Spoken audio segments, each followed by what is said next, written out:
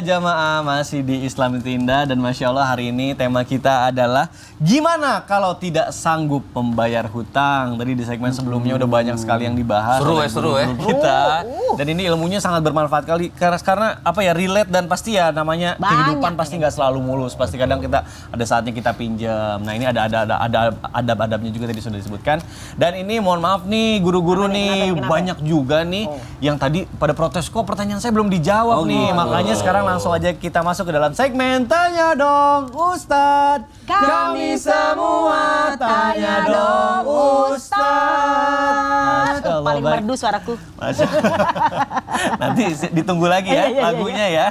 Baik, kita bacakan nih ada pertanyaan melalui Instagram dari hamba Allah. Baik, tidak mau disebutkan namanya.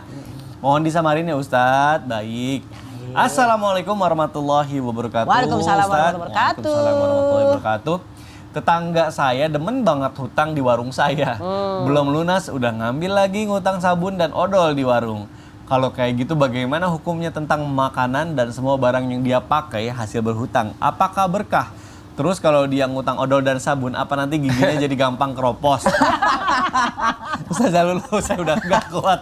Gak bisa ngomong apa-apa lagi, mohon dijawab Ustazah Lulu. Ya Allah, bismillahirrahmanirrahim. Masa iya kita ngutang odol gigi jadi keropos?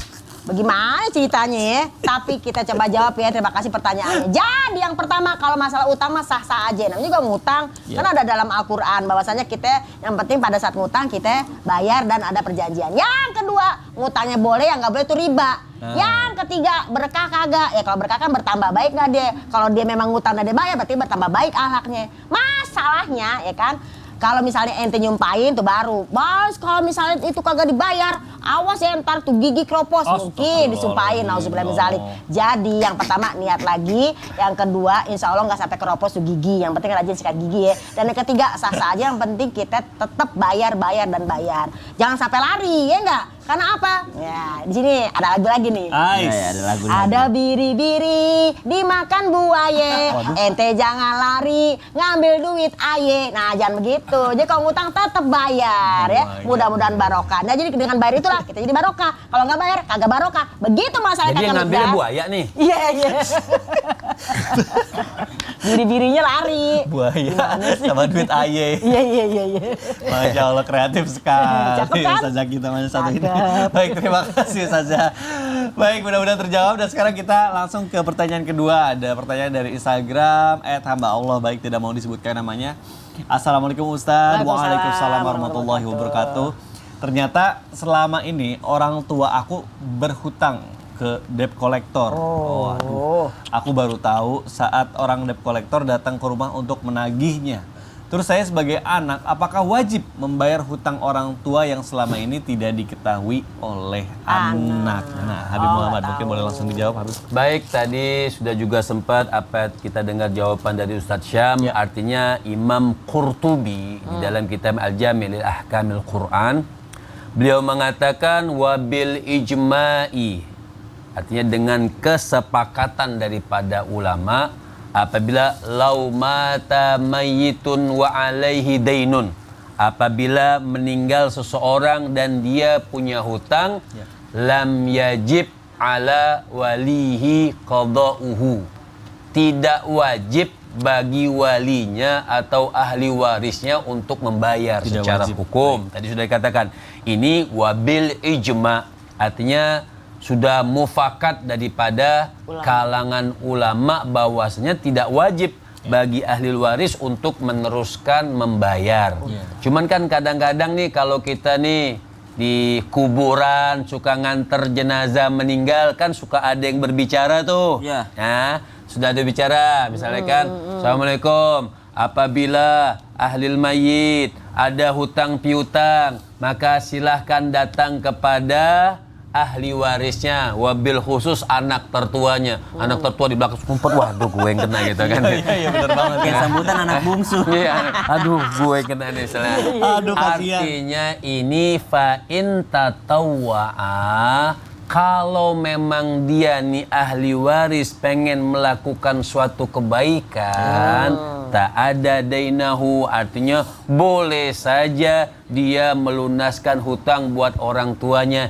Ingat jasa orang tuanya. Itu suatu kebaikan yang sangat hebat. Sebab kenapa? Orang yang meninggal dunia, tadi sudah sampaikan guru-guru kita, orang yang meninggal dunia wa alaihi dain, dan dia punya hutang, dia bisa terkatung-katung di akhirat. Artinya punya hal yang memang sangat menderita nanti di akhirat. Makanya kita sebagai ahli waris punya dong kebaikan sama orang tua kita, sebagaimana orang tua kita waktu kita kecil gak ada sayang-sayangnya buat ngeluarin apa saja dikeluarkan buat anaknya. Begitu. Insya Allah bernilai pahala ya. Bernilai pahala. Baik jamaah Islam Itidah yang dirahmati Allah, alhamdulillah sekarang berarti selanjutnya akan bermuhasabah bersama-sama dan ditutup oleh doa, tentunya dipimpin oleh guru kita Ustaz Syam. Silakan guru. Baik, tapi guru-guruku dan seluruh jamaah yang dimuliakan Allah Subhanahu wa taala, sebelum kita mulai muhasabah, kita lihat dulu ada satu quotes yang telah disiapkan oleh tim Islam itu Indah. Tidak menerima hutang, males nagihnya, males ributnya, banyak dramanya.